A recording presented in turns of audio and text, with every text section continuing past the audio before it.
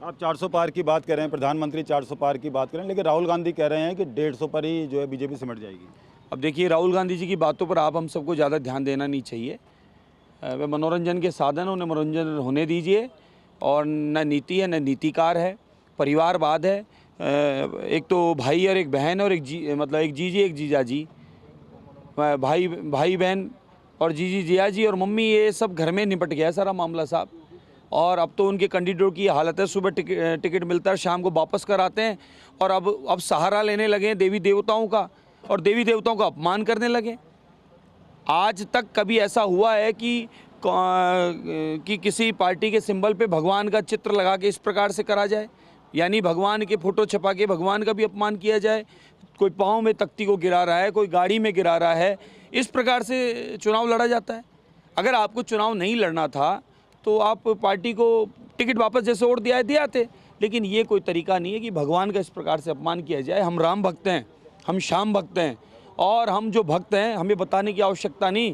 सनातनी को किसी परिचय की ज़रूरत नहीं है कि मैं कौन हूँ, ये समझ में आता है कि कपड़ों के ऊपर जनेऊ कौन पहनता है। लेकिन क्षत्रिय समाज ने कसम ले रखी है कि जो अभी जो मामला चल रहा है गुजरात वाला, रूपाला जी ने जो कमेंट किया था उसको लेकर एक शपथ ले रखी है कि बीजेपी को वोट नहीं देंगे। उससे कितना फर्क पड़ेगा? ऐसा कुछ नहीं है, ये मिथ्याएं हैं। भले वो क्षत्रिय समाज हो, सर्व समाज हो, पूरा सबका आशीर्वाद है। क्योंकि भारत का जो विकास है, उस विकास को, सनातन को और भारत की मजबूती के लिए, देश को सशक्त करने के लिए आदरणीय प्रधान सेवक के कार्य पर जो विश्वास है लोगों का, उस विश्वास को मत प्राप्त हो रहा है।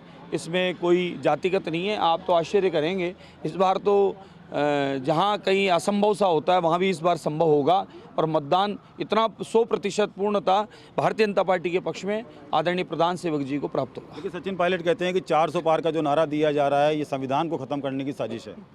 संविधान की कोई, आदरणीय प्रधान सेवक साहब ने अपने कार्यक्रम में बराबर ये सबको अंकित किया है कि कहीं संविधान को कोई खतरा नहीं, कहीं कोई परिवर्तन नहीं, न कोई आरक्षण में परिवर्तन है। ये सब तो इन लोगों की बनाया हुआ षड्यंत्र है, लोगों को भ्रमित करने के लिए।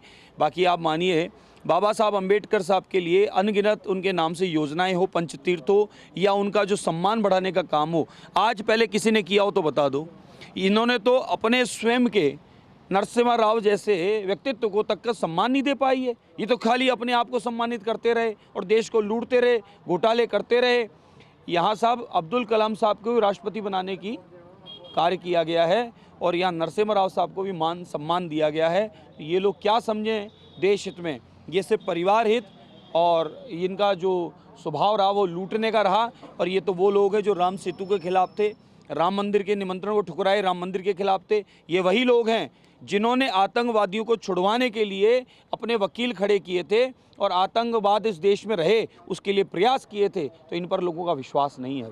लेकिन कांग्रेस का आरोप है, एक आखिरी सवाल है मेरा, कांग्रेस का आरोप है कि जो दलित नेता हैं उन्हें सिर्फ जो पोस्ट दी जाती है लेकिन बगल में नहीं बैठने दिया जाता। अगर सीएम की पीसी की बात की जाए तो वहाँ डिप्टी सीएम को नहीं बैठाया जाता। मुर्मू साहब राष्ट्रपति इस देश के, मुर्मू साहब राष्ट्रपति इस देश के।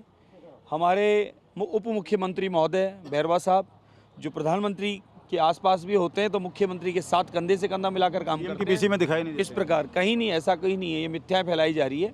सबके अपने में काम बटे हुए हैं, और जब दिया जी को कहीं और काम है तो प्रेम जी वैरवा साहब को कहीं और दायित्व है, तो भजन लाल साहब कहीं और दायित्व देख रहे हैं। सब अपना अपना काम कर रहे हैं, टीम वर्क कर रहे हैं, परिवार की तरह सब आपस में।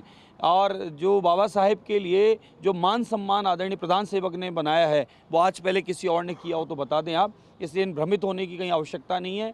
आदरणीय प्रधान सेवक साहब जिस प्रकार से विकास देश का कर रहे हैं, 36 कौम को साथ लेके कर रहे हैं। और आप देखेंगे कि जब भी कोई कार्य होता है तो प्रधान सेवक साहब समाज के बीच जाते हैं, उनके चरण धोते हैं। आज पहले प्रधानमंत्री को देखा कहीं किस प्रकार से कर्मचारियों के भी चरण धोके और उनको प्रणाम करते हो।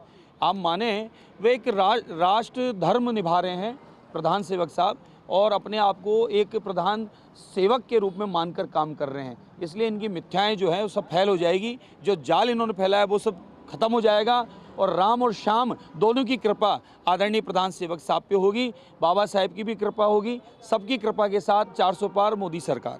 बहुत बहुत शुक्रिया। तो ये थे बालमुकुंदाचार्य जी, जो कि हवा महल से विधायक हैं, और इन्होंने दावा किया है कि राजस्थान में एक बार फिर से जो हैट्रिक जमाने जा रही है, हैट्रिक रिपीट करने जा रही है बीजेपी। साफ तौर पर कह दिया है इन्होंने, एक बार फिर से राजस्थान में 25 की 25 सीटें रिपीट होंगी। मेरे सहयोगी शक्ति सिंह के साथ ध्वजारिया, TV9 भारतवर्ष, जयपुर।